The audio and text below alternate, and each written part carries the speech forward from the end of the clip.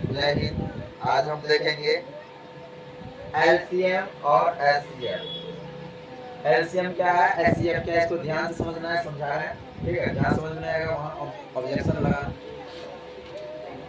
LCM का full form होता है लीस्ट कॉमन मल्टीपल। क्या होता है? Least common multiple. और एचसीएफ का फुल फॉर्म होता है हाईएस्ट कॉमन फैक्टर। क्या होता है? हाईएस्ट कॉमन फैक्टर और क्या चीज?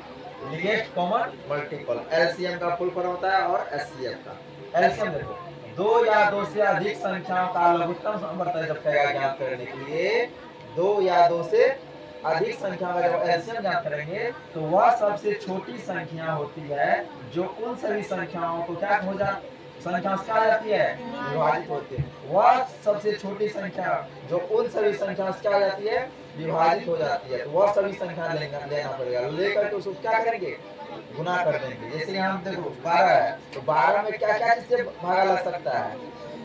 2 से, फिर 3 से और 4 से। उसके बाद और कोई संख्या से लगेगा तो 4 नहीं लेना है, उससे छोटा मतलब 4 जैसे दो दो को 2 ले लेंगे। जैसे यहाँ देखो 12 है, क्या है 12, 12 कितना से 2 से लगेगा, कितना आ जाएगा 6, फिर 2 से कितना 3, आ गया ना। अब जैसे बोले अभी क्या, वह सभी संख्या लेंगे जो मतलब वह सबसे छोटी संख्या। जैसे अब यहाँ 2 पर यहाँ 3 से भी लगा सकते थे, 3 का 3 में 6 है ना, लेकिन यहाँ क्या लिए 2 ही के लिए छोटी संख्या लिए ना। तो वह सभी छोटी संख्या होती है जो उन सभी संख्याओं क्या कर देती है, संख्याओं से विभाजित हो जाती है। समझी? उसी बोलते हैं क्या चीज, एलसीएम। क्या बोलते हैं? अब एलसीएम दो या दो से अधिक संख्याओं का महत्तम सामर्थ्य निकालने के लिए हम क्या करेंगे, वह सबसे बड़ी संख्या होती है जो उन सभी संख्याओं को बिना शेष छोड़े विभाजित कर देती है। उसे हम क्या कहते हैं, एचसीएफ हाईएस्ट कॉमन फैक्टर कहते हैं। अब देखो एलसीएम भी दो विधि से बनता है, पहला आभाज्य गुणनखंड विधि, दूसरा भाग विधि। एचसीएफ भी दो विधि, एक आभाज्य गुणनखंड विधि, दूसरा भाग विधि। अब पहले हम बनाते हैं आभाज्य गुणनखंड विधि एलसीएम। ध्यान से समझो, लिखना बंद करो, डे बाय लिखना बंद करो। एलसीएम दो विधि से बनता है, पहला आभाज्य गुणनखंड विधि, दूसरा भाग विधि। आभाज्य गुणनखंड विधि से बता रहे हैं एलसीएम कैसे बनाया जाता है। तो दो है, यहाँ दो संख्या है ना, इसमें 3 भी संख्या रह सकता है, 4 भी संख्या रख सकता है। जैसे यहाँ 36 मान लो, यहाँ 48, यहाँ 60, यहाँ 72, कितनों प्रकार संख्या रह सकता है, उससे मतलब नहीं है। ठीक है, अगर 2 अंक का सीख गया तो 4 अंक का, 5 अंक का, 10 अंक का अपने आप सीख जाएगा। ठीक है, समझ आ रहा है ना?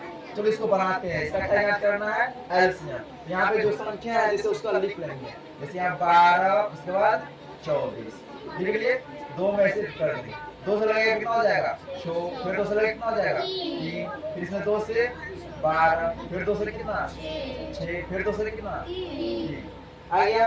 अब दोनों को लिख लेंगे यहाँ 12 बराबर कितना 2 गुना 2 गुना 3, 24 बराबर क्या आ जाएगा 2 गुना 2 गुना 2 गुना 3। यहाँ क्या ज्ञात करना है, एलसीएम। नीचे लिखेंगे एलसीएम बराबर क्या क्या मिला, यहाँ पर 2, यहाँ पर 2, एक 2 ले लिए, फिर यहाँ पर 2, यहाँ पर 2, ये भी 2 ले लिए।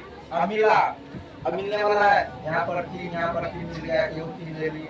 अब कौन नहीं मिला, 2 नहीं मिला, तो ये 2 यहाँ पे लिख देंगे। और 2 दूना 4 तिया 12 तिया कितना 12 तिया 36। एलसीएम कितना आया, ये कौन विधि, आभाज्य गुणनखंड विधि। अब इसका भाग विधि बनाते हैं 12। अब इसका भाग विधि से, कौन विधि से, भाग विधि। देखो एलसीएम कैसे बनता है, भाग विधि जो रहेगा वो इस तरह रहेगा, 12 जो लिखा हुआ है उसमें ऐसे किया हुआ रहेगा। समझना कौन विधि से लोग से बनाना है, भाग विधि से। और इस तरह रहेगा तो गुणनखंड विधि से। गुणनखंड विधि समझ में आया? अब इसी को बनाते हैं भाग विधि, देखते हैं 36 आंसर आता है कि नहीं। तो पहले कैसे लगेगा, 2 से लगेगा, 2 से कितना 2 6 के 12, फिर 12 दूना 24, फिर 2 से 2 तिया 6, 2 6 के 12, फिर 3 से 3 एका 3, 3 दूना अब लगेगा नहीं ना। अब क्या आएगा, यहाँ लिखेंगे एलसीएम बराबर कितना 2 गुना 2 गुना 3 गुना 2, 2 दूना 4 तिया 12 दूना 2 से 6, 2 से कितना 12, 2 से कितना 3, फिर 2 से कितना 6, तीन का तीन, तीन दूना छः, दो दूना चार किया 12, 12 दूना यहाँ पुनः गलत किया रे, दो दूना चार, चार किया 12, 12 दूना 24 आता है यहाँ। अब यहाँ देखो, दो दूना चार किया 12 दूना, यहाँ पर भी 24, यहाँ पर भी 24, दोनों आंसर समान आ गया ना।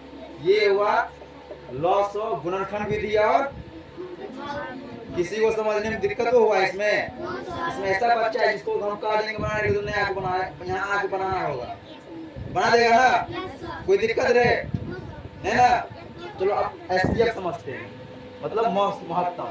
इसमें भी पहले कौन विधि, पहले अभाजन गुणनखंड विधि बनाएंगे। सेम इसी तरह यहाँ कितना है 8, फिर इधर कितना 8 है, 2 से कितना लगेगा 4, 2 से कितना लगेगा 2, इसमें भी 2 से कितना लगेगा 14, फिर 2 से कितना लगेगा 7, इसमें कितना से लगेगा 2 से 1, इसमें कितना से लगेगा 4 से कितना।